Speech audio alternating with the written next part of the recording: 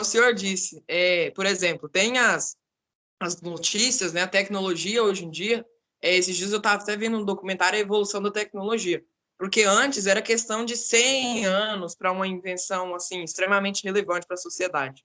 E hoje, professor, é questão de, por exemplo, eu já tenho o iPhone 11, menos de um ano vai lançar o iPhone 12. Esse é um dos exemplos. E já vem mais melhorias, é uma coisa mais relevante.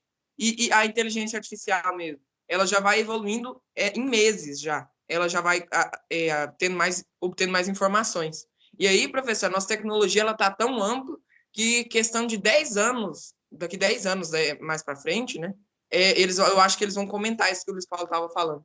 Porque daqui 10 anos é muito possível que as tecnologias já sejam bem diferentes do que é hoje, professor. Porque está evoluindo muito rápido e tem provas disso.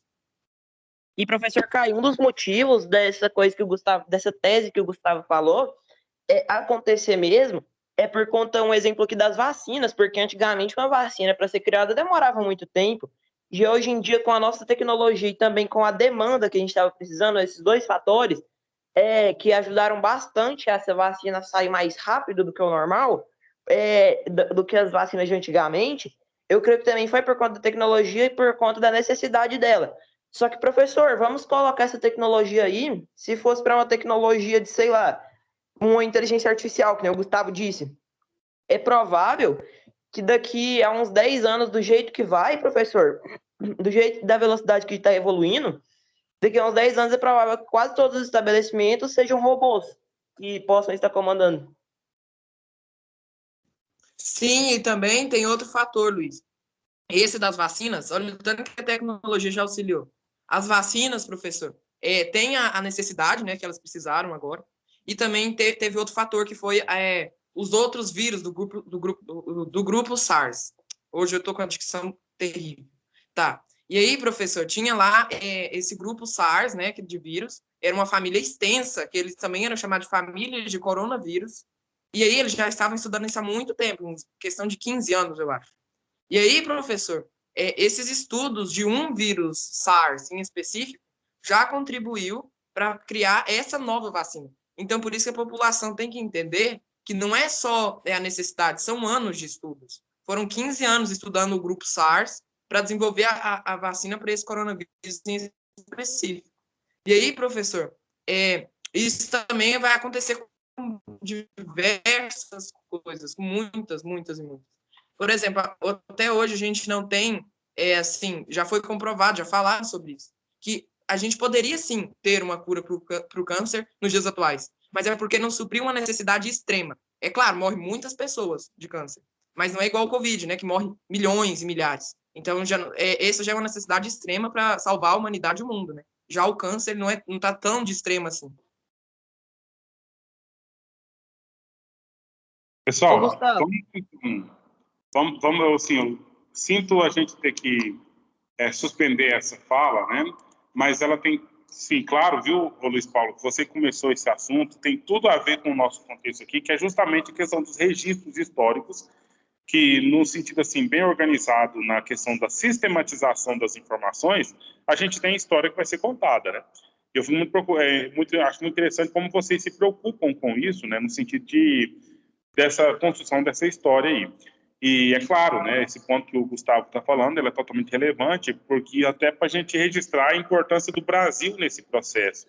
Coisa de, parece que 45 dias depois que começou, que decretou o fechamento aqui a paralisação do Brasil em 15 de março do ano passado, em 45 dias eles já deram conta de fazer o RNA do vírus, né? A questão que é o DNA humano, né? O vírus tem RNA. Então já conseguiram fazer o RNA do vírus, e é claro que não pôde logo fazer um remédio definitivo por conta de que o Gustavo acabou de falar. Nós temos tem várias famílias, né? Então, você descobriu de um dos entes da família, mas tem os outros que têm as suas mutações próprias, as suas diferenciações, que aí faz com que não tenhamos até agora, e eu acho que vai demorar um pouquinho, mas já tem muito, né? Uma vacina que seja totalmente eficaz a ponto de nos proteger ou de nos tornar professor imune ao Caio, coronavírus, né? vale Sim. ressaltar que, no caso, nesse RNA do vírus, quando a gente fosse descobrir, no caso, a gente ia ter que procurar uma toxina, ou então alguma coisa que destruísse o vírus e que em longo período de tempo não fizesse mal quanto para a gente, que deixasse a gente tranquilo enquanto só tentasse matar o vírus.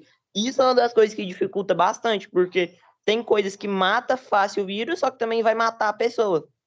É o hospedeiro, né? É justamente. Então, meninos, para hoje, né? Então, eu acho que agora nós acabamos de fazer uma ponte com a disciplina, com a aula de hoje. Lembra que quais foram os 2 eventos mais importantes que ocorreram no período do segundo reinado aqui no Brasil? E que, se você tem uma memória boa, se no caso você lembra que eu falei para vocês, eram 2 assuntos que nós teríamos aulas específicas sobre. Então, dentro do período do segundo reinado, teve 2 assuntos que eram relevantíssimos, né? Mas que a gente só citou que eles aconteceram e que depois nós íamos ter aula específica sobre eles. Lembra quais eram os 2? Então, eu falo a data, para dar uma dica a mais. A data do primeiro foi 1870, foi por volta dos anos 1870, e a data do segundo foi no ano específico de 1888. Mas, é claro, começa lá em 1850 e vai até 1888 para... Professor Caio, isso daí não foi aquele negócio lá da, não sei o que lá, baiana, se eu não estou enganado, e não foi, nossa, de Minas, parece, não foi esses negócios, não? Professor, mas teve várias coisas importantes que eu peguei, mas eu não lembro dessas 2, porque, olha, o fortalecimento, né, das forças bélicas, deixa eu ver qual que era o outro.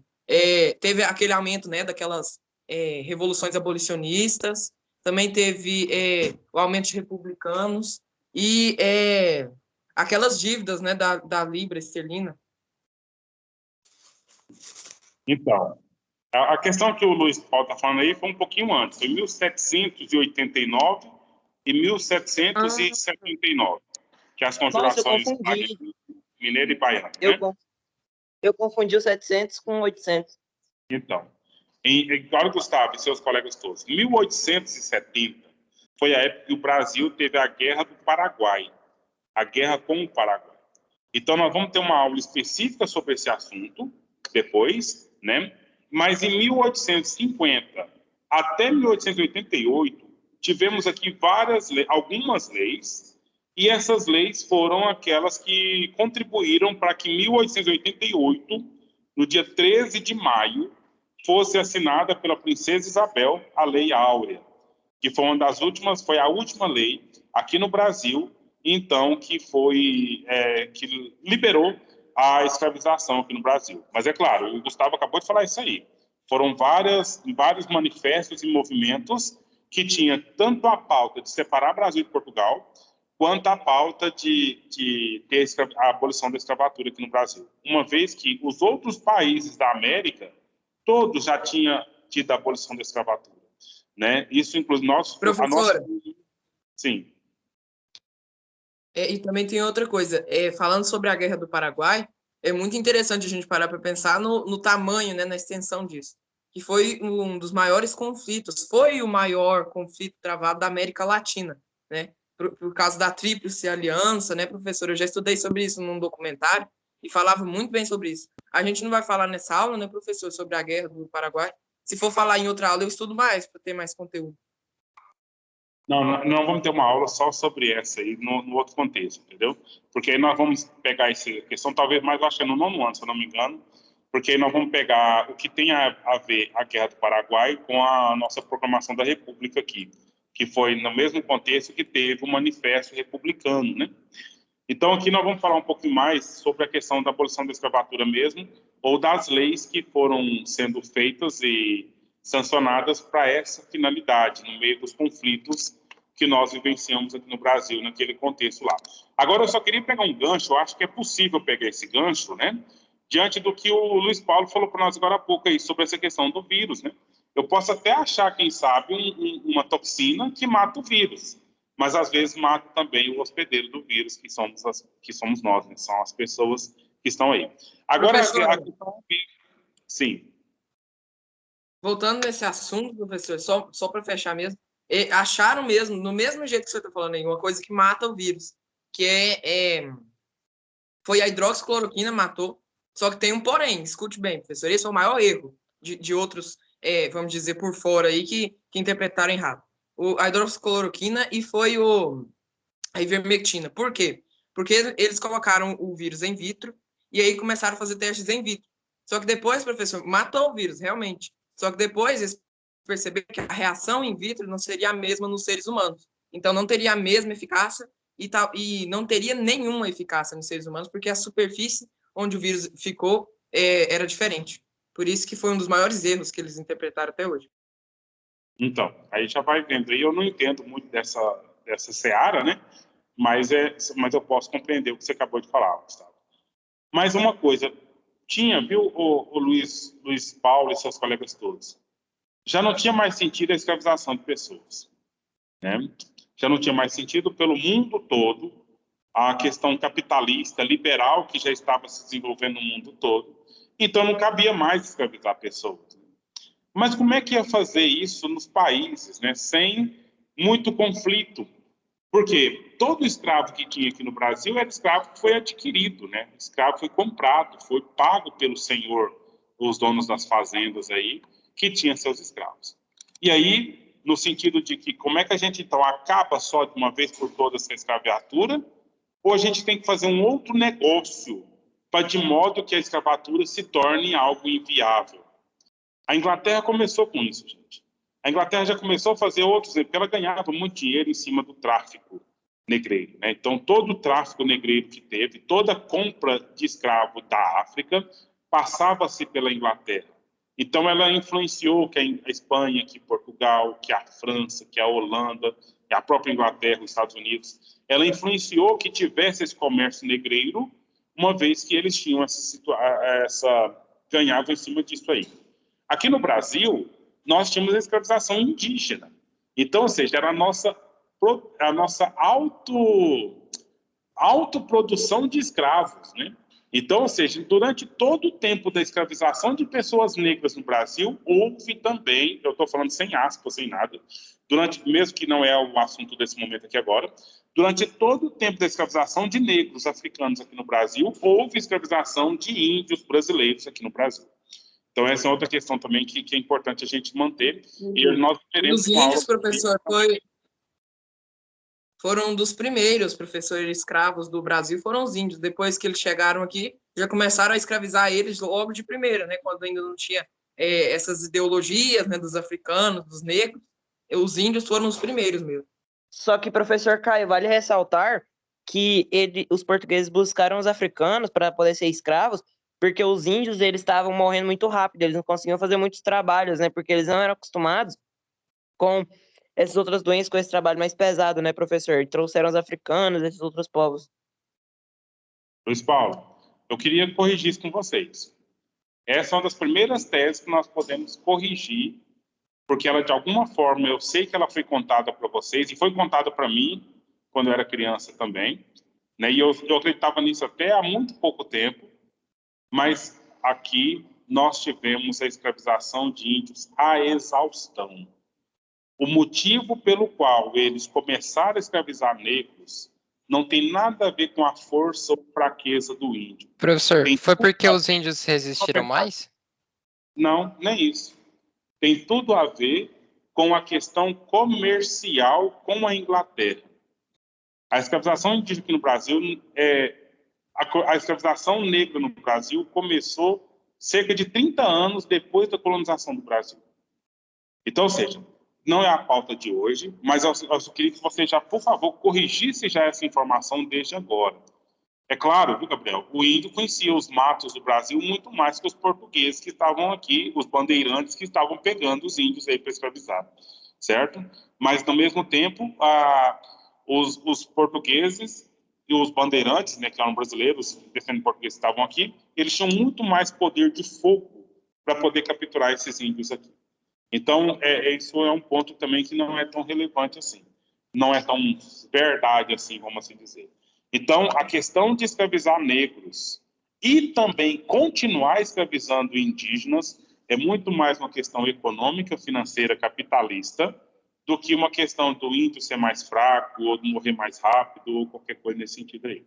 Eu posso dizer para vocês que foram os dois escravizados à exaustão aqui no Brasil E nós temos algumas revoltas, algumas situações de índios pondo fogo em canaviais lá no Maranhão, né? Revoltas, índios envolvidos lá com, por exemplo, o Antônio Conselheiro, lá no Nordeste, na Guerra de Canudos, né? Buscando também essa libertação, né? Que nós temos a libertação do povo negro, mas não tinha que ter lei para a libertação do povo indígena, porque o povo negro era estrangeiro aqui, o povo indígena era povo daqui mesmo, entendeu? Então, assim, não teve leis específicas para a abolição da escravatura indígena, porque ela nem foi registrada, porque não tinha um comércio indígena escravizado aqui no Brasil, certo? Mas tem aula que nós teremos daqui a pouco, assim, nós vamos ter uma aula ainda, para mostrar para vocês como a coroa portuguesa definia as leis de como poderíamos tratar os índios aqui no Brasil. Mas esse não é a aula de hoje, Luiz. Mas que fique claro, índio e negro no Brasil foi escravizado do começo ao fim, sem distinção e sem diferença. Índio não é fraco, né, para o trabalho, não é essa a questão. Viu, Luiz Paulo? Assim, eu só queria que corrigisse mesmo que eu sabendo que eu falar isso agora não vai resolver essa questão, mas já vai marcando, já vai dando mais um ponto para a gente agregar no nosso conhecimento, né, de que essa fala aí foi uma fala que, por mais que ela foi repetida, é uma fala bem capitalista, porque no capitalismo, sabe, é organizado uma estrutura de pensamento e você tem que pensar dentro daquela estrutura. Aí tudo que vai contra ela dá um jeito de dar uma engabelada, dar uma mudada, né? Para no sentido que a gente tem que assumir aquilo ali como verdade, para não ter acabado. Mas, professor, tipo, que choque, porque desde criança, tipo, acho que no 5º ano, quando eu comecei, eu não sei a ver isso, eu sempre fui ensinado que era porque os índios eram fracos, aí tinha por causa das doenças que eles não conseguiam, e tinha que buscar os africanos. Eu sempre fui ensinado assim. Então, eles não eram fracos, mas eles eram mais utilizados porque tinham mais aqui no Brasil, por conta do fator capitalista. O que você passou, Luiz Paulo, o que você passou sobre esse assunto, eu também passei. Entendeu? Então, ou seja, eu sei muito bem o que você está acabando de falar do choque aí, é isso mesmo, né? Mas o fato é o seguinte, não estamos dizendo aqui que foram mais escravizados ou menos escravizados. Nós só estamos dizendo que os dois foram escravizados até o final. Não teve uma suspensão da escravização de índios para se começar uma escravização de negros. Não teve, foi uma continuidade. Começaram escravizando índios porque eles estavam aqui. Começaram a escravizar negros porque eles estavam sendo vendidos pela Inglaterra. E é interessante. Né? E continuaram. Professor, e é interessante. Professor, antigamente eu achava que era porque não tinha o É, suficiente aqui. Professor, é interessante pensar nisso porque é assim, a escravatura começou, né, por causa do capitalismo e terminou por causa dele. É uma coisa assim tão interessante, porque e até mesmo a gente vê o quanto o povo era maléfico, só pensava no dinheiro, né? Porque começou a escravidão por causa do capitalismo, terminou por causa dele, porque eles viram que não tinha mais sentido escravizar essas pessoas sem um mínimo salário para não, vamos dizer na linguagem do capitalismo, né? Para não mover o capital, para não girar o capital. Esse é o ponto. Esse é um ponto fantástico de síntese que você faz aí, Paulo. Então, essa coisa, viu, Gabriel? Assim, não dá para dizer a questão de suficiência, insuficiência, porque nesse contexto foi o contexto que foi criando as nossas fazendas, né? Inclusive, a palavra fazenda é um termo capitalista, né? Porque é pegar a terra e fazer dela algo produtivo, né? Algo lucrativo. Porque uma coisa é ter a terra está lá por conta própria vivendo. E a fazenda nós fazemos da terra um negócio, né? Um empreendimento aí. E para fazer esse empreendimento acontecer, precisa de mão de obra. E essa mão de obra, eu posso simplesmente laçar um índio por aí, pôr ele para trabalhar aqui, bater nele e tal, né? Ou um negro africano sendo comprado lá no mercado de negros, no mercado negreiro. Mas então, gente, olha só. Vamos aqui com o contexto, eu estou com o texto aqui na tela, né? Você está vendo essa imagem. Agora deixa eu voltar naquele ponto lá que eu comecei a provocar vocês e não concluí a provocação, né? Então, como é que a gente resolveria o problema da produção da escravatura sem criar um problema sério no Brasil, na questão econômica do país e tudo nesse sentido aí? Então, seria muito bem, posso acabar com a escravização, mas eu acabaria com a fazenda, acabaria com a produtividade aqui no Brasil, entendeu? Então, por isso que foi um processo que foi ocorrendo, e esse processo, no caso específico, que é outra matéria que a gente tem que fazer o link depois, mas foi, por exemplo, a industrialização, marca esse fato. Industrialização lá na América Oriental, entendeu? Na América Oriental, a Alemanha, Polônia, Croácia, naquela região lá, foi tendo uma industrialização por lá, e o que sobrou lá? Mão de obra agrária, mão de obra artesanal mesmo. E aí essas pessoas começaram a vir para cá. E aqui elas não iam ser tratadas como escravos, iam ser tratados como homens de negócio, como colonos. E eles começaram a arrendar terras por aqui. Aí vinha a família toda, família numerosa, então já tínhamos, viu, Gabriel? Aí já tinha gente suficiente, né? Gente, inclusive, da sua assinatura. Já gente suficiente para trabalhar na terra, não dono da terra, mas aquele que alugava a terra e produzia na terra e fazia, né, Gustavo, a economia girar. Né? Produzia, vendia, comprava mais coisas, produzia, vendia, comprava mais coisas, aí já foi, então, uma nova constituição de forma de fazer negócios aí. E logo depois disso, né, com o tempo aí, coisa de 100 anos, aí nós temos os processos, que foram vários, de industrialização do Brasil, mas a terra continua do mesmo jeito na sua produtividade, a ponto de chegarmos agora, nos últimos anos, nos últimos 40 anos, vamos dizer, né, nós temos aí o agronegócio, né? O agronegócio, que é a industrialização do campo. Nós tínhamos a industrialização na cidade, e agora nós já temos aí, muito evidente, a industrialização no campo. E não cabe escravização, né? Precisa de ter pessoas assalariadas para as pessoas comprarem os produtos e para a economia girar. Aí é um processo que ocorre, ok? E aí, nesse processo, vamos marcar algumas datas e alguns fatos. Eu queria trabalhar com vocês aqui com duas datas, dois fatos.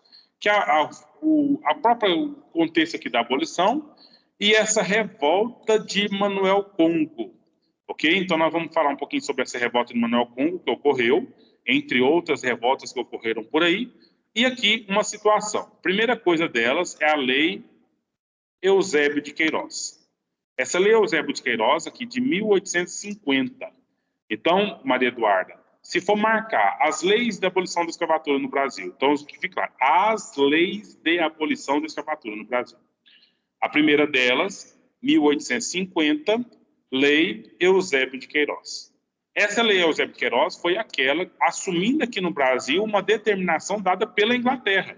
Aí o Gustavo falou, né? Então, o capitalismo determinou a escravização de pessoas e o capitalismo determinou a não escravização de pessoas. Então, nessa data, a Revolução Industrial já estava lá na Inglaterra, começando a sua segunda fase já. Né? Já estava esparramando a industrialização lá para os Estados Unidos. Né? Então, e aqui no Brasil nós já estávamos bem agrícolas ainda. Né? Teve um surto de industrialização aqui no Brasil, no período do governo do Dom Pedro II, né? Mas foi uma coisa rápida aí, na questão ligada com o café, enfim. Mas não foi aquela coisa que ficou vamos determinar que isso aqui alterou a história do Brasil. Coisa que em 1906, no período republicano, aí sim, aí nós temos o boom da industrialização ali em São Paulo, e nós temos até hoje isso aí. Pois não? Demorou muito tempo para acontecer a industrialização. Bastante. Né? Assim, não sei, né? Mas sim, é claro, quando estava tendo lá, tipo, a terceira, não tem terceira, né? Tem primeira e segunda, no ponto de vista da história. Da geografia tem algumas mais, depois o professor de geografia que trabalha com essa coisa com vocês aí. Mas do ponto de vista da história, depois já estava acontecendo muita industrialização, quase 200 anos depois que começa a industrialização aqui no Brasil, né? No período já republicano nosso. Até porque tinha decretos, né, no início aqui, quando acontecia essa questão lá na Europa, aqui nós tínhamos decretos que nós não podíamos produzir nada aqui no Brasil. Só em Portugal que podia, né? Está no período colonial, então o Brasil não seria industrializado nem se ele quisesse, dentro do período colonial aqui, por questão de leis mesmo, por força da lei. Então, olha só, Lei Eusébio de Queiroz proibiu a entrada de escravos no Brasil. Escravos, tem que ficar claro, escravos africanos. O povo brasileiro que vivia disso, né, que vivia de comercializar escravo, que usava a força escrava para o trabalho, viu essa lei como um duro golpe contra a escravização. Certo? Então, nós estamos aqui nesse contexto, tempo do governo do Dom Pedro II, e com essa lei aqui no Brasil, o Dom Pedro II teve problema com muitos fazendeiros aqui do Brasil que usava da mão de obra escrava para a sua produtividade, certo? Então, esse processo levou ao fim da escravização no Império, iniciou-se um pouco antes dessa lei e também ele se prolongou um pouco depois do século XIX. E o que eu falo para vocês o tempo todo aqui, história é processo, né? Não quer dizer que essa lei determinou e começou aí, mas começou um pouco antes. E também hoje, já tem aí quase 1800 e... já temos aí quase 130 anos, né?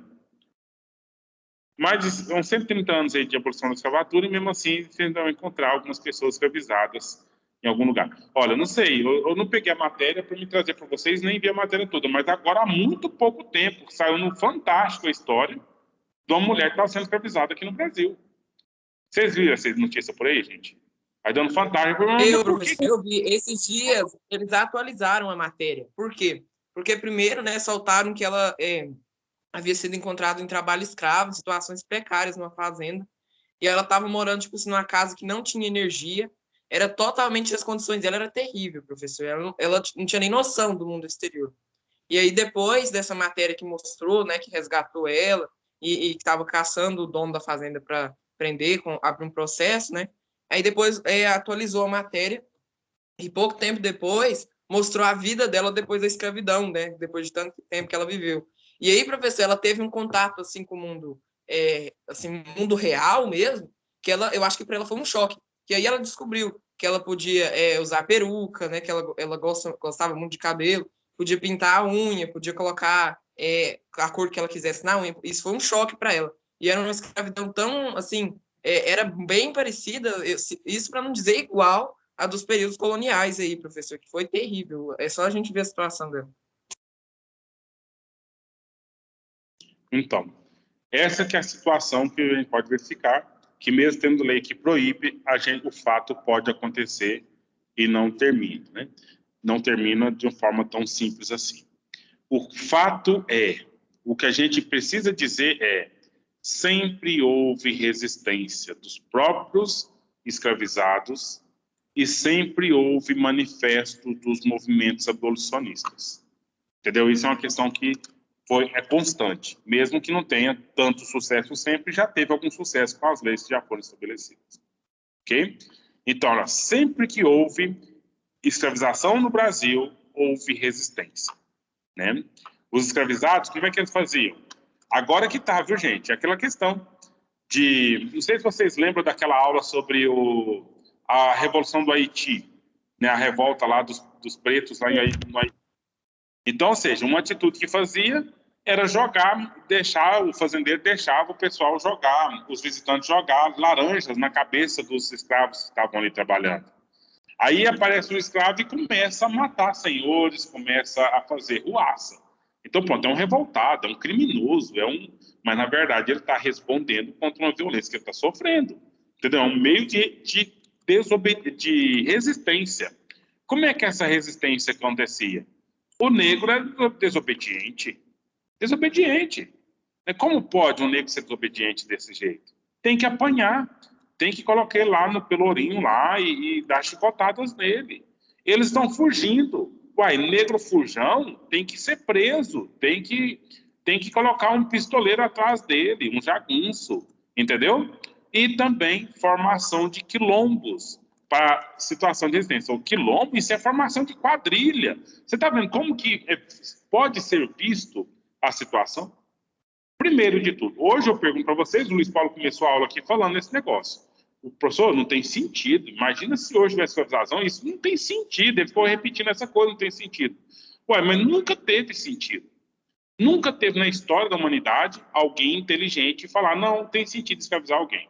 Mas, economicamente, foi viável e se serviram desse expediente de escravizar pessoas. Escravizaram, lucraram com isso, exploraram essa atividade comercial, mas todo mundo, viu, humanidade, sempre soube que não pode escravizar as pessoas. Mas foi conveniente escravizar por um tempo. E aí essas pessoas... Mas aos olhos do capitalismo, né, professor? Aos olhos do capitalismo tinha sentido. Aos olhos da economia ali tinha muito sentido colocar eles até um tempo, né? Justamente, enquanto compensou, enquanto não apareceu uma atividade que fosse mais rentável, né, exploraram bem essa atividade. Aproveitaram bem. E também, professor, não só economicamente, como também socialmente, porque eles associavam os negros como uma classe social baixa. Sim, isso foi uma consequência, né? Uma consequência terrível desse sentido aí. Então, meninos e meninas, essa situação que a gente poderia chamar de desobediência, de fuga, de formação de quilombo, formação de quadrilha, fuga quanto tipo ladrão que está fugindo, desobediente quanto a pessoa que de fato não tem modos, não tem educação, não tem cultura bem estabelecida, são formas de resistência dos escravizados. E às vezes não dá para ser pacífica, chegar lá e escrever uma carta para o patrão. Você escrever uma carta para o patrão para ele ter sensibilidade, para ele ter misericórdia, né? Então, ou seja, o que vai acontecer com essa carta, né? Agora, se desce um porrete, queima uma fazenda, mata um gado, sabe? São coisas que podem, né, ser situações e que foram, né, situação de resistência. Nos quilombos, na formação dos quilombos, era um estado de guerra estabelecido. Inclusive, vai ter uma oportunidade, eu acho que eu vou ver se a gente organiza um dia para a gente assistir de novo, porque eu já mostrei para vocês uma vez, eu tenho certeza, no ano passado, mas aula online, né? Nem todo mundo assiste. Mas, assim, guerrasdobrasil.com, né? Aí, não, .doc, tá no YouTube, viu, Gustavo? Vocês todos que gostam de olhar essas questões, tem lá várias séries dessa Guerra do Brasil.doc. Então, tem outras situações que foram marcadas das guerras do Brasil. Se você tem chance, vocês assistam. É uma visão interessante para vocês, então, viu, Luiz Paulo? Para dar uma atualizada nas teorias sobre essas questões. Porque, sinceramente, infelizmente, muitos professores de escola, muitos professores de educação básica não atualizam tanto. Pega aquelas cartilhas de história lá do tempo antigo e fica repetindo aquela mesma coisa lá. Entendeu? Então, não são poucos os professores atuais que estão se atualizando, né, infelizmente. Então, é coisa que... Aí, esse material lá é feito por antropólogo. Professor, seu áudio não está saindo. Oi? Seu áudio tá saindo e ele está voltando depois. Ah, tá. Então, eu acho que... Tá ouvindo agora, na sequência? Sim, agora está certo. Então, são materiais produzidos por pessoas, estudantes no tempo atual, revisitando os mesmos documentos do passado, só que agora olhando com outras vistas, né? Atualizando a situação mesmo. Então é bom a gente buscar isso aí, porque aquelas cartilhas antigas serviram para aquele momento. Mas agora a gente já tem outras fontes, né? O que vocês falaram no início aqui, né? Nós temos mais fontes, nós temos chances de investigar essas fontes de forma diferente, e aí vai tendo essas correções, viu, Gustavo, Luiz e Gabriel, né? Corrigindo essas informações que às vezes já estão um pouco defasadas na interpretação, certo? Então, meninos e meninas, um exemplo da resistência de escravos no século XIX foram várias revoltas lideradas principalmente ali na Bahia, né? Entre 1807 e 1835. E aí algumas questões você vai conversar com seu professor de geografia. Por que na Bahia tem tanto negro? Por que a sociedade baiana, a sociedade de Salvador, você chega lá, você encontra muito mais pessoas negras do que brancas? É um pouco claro, né? A chegada dos brasileiros aqui, dos portugueses no Brasil, foi por Salvador. E ali já começaram a estabelecer seus empreendimentos, né? Então, ou seja, ali foi o lugar que mais chegou negro no Brasil mesmo, e se estabeleceu e ficou por ali mesmo, né? Depois aí tem Rio de Janeiro e tal, mas aí tem outras chegadas, né, de outros povos, e que na Bahia ficou uma coisa um pouco mais evidente aí. Então, ou seja, nessa época aqui, de 1807 a 1835, foi justamente o período da chegada da família real aqui no Brasil, e o período que nós tivemos até o primeiro reinado, ou seja, independência, aqui no meio, né, nós tivemos mais de 20 revoltas e conspirações promovidas pelos africanos e seus descendentes por aqui. Entendeu? Então, essas lutas, que eram promovidas pelos próprios escravizados, contribuíram aí para que tivesse um fim da escravização aqui no Brasil. E uma dessas lutas foi uma liderada por um moço chamado Manuel Congo. Ok? Nós temos 3 minutos aí, então só vamos marcar alguns pontos aqui do Manuel Congo e a gente suspende, né, termina a aula no tempo mesmo, para depois a gente seguir alguns outros aspectos da escravização durante o período do Segundo Reinado. Entendeu? Então, veja bem, olha as leis aqui, só para citar, viu, turminha? Lei Eusébio de Queiroz, 1850, proibiu o tráfico negreiro da África para o Brasil. Aí nós tivemos a Lei do Ventre Livre, 1871, que era livre todo escravinho que nascesse, né?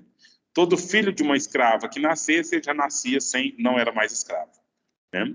E a Lei dos Sexagenários, 1885, qualquer um que chegasse com mais de 60 anos, ele então tinha a sua liberdade, mas vamos pensar que liberdade, né? Se ele não tinha nem aonde morar, onde que comer e tudo mais.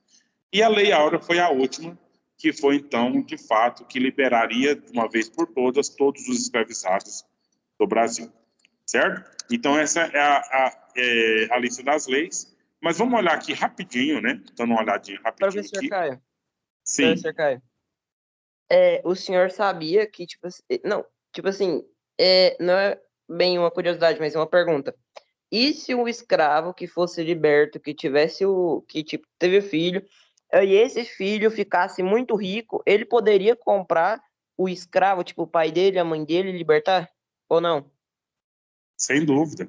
A compra de alforria de escravo sempre aconteceu. É um negócio, né? É um negócio. O escravo é uma mercadoria.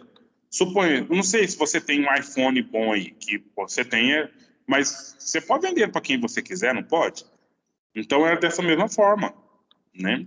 Da mesma forma, o escravizado, Acho ele que podia... contando que eles ganhassem o dinheiro que eles fossem vender, eles não ia importar, né?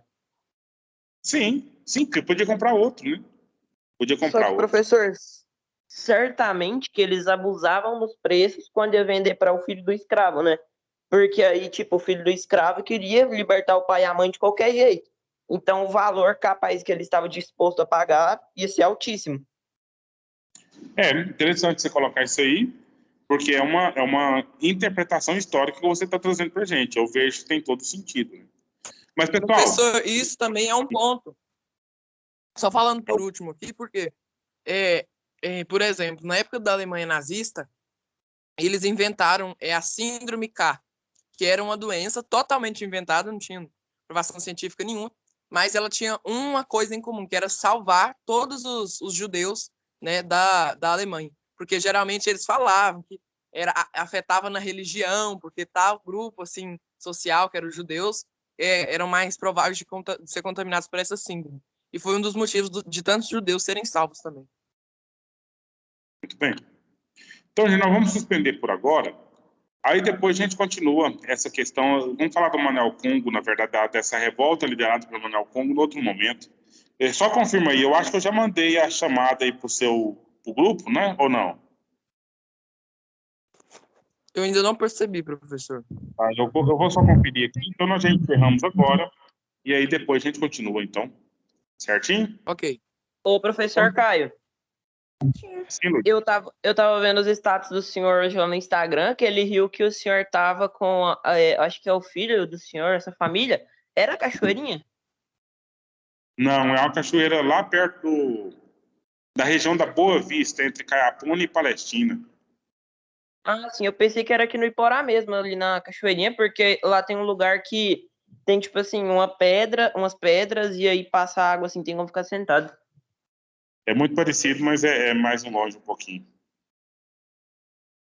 Ô, professor Caio, tipo assim, se fosse para o senhor escolher fazer, e tipo assim, estudar qualquer matéria que o senhor quisesse hoje em dia, tirando todas as que o senhor já estudou, o senhor queria estudar qual, professor? Qual matéria a mais o senhor queria ter no currículo? Alemão. O senhor queria estudar alemão? Eu tenho vontade de fazer línguas, muitas línguas. Vixe, professor, o senhor de humanas, então, professor? Completamente. Eu não queria fazer medicina, não.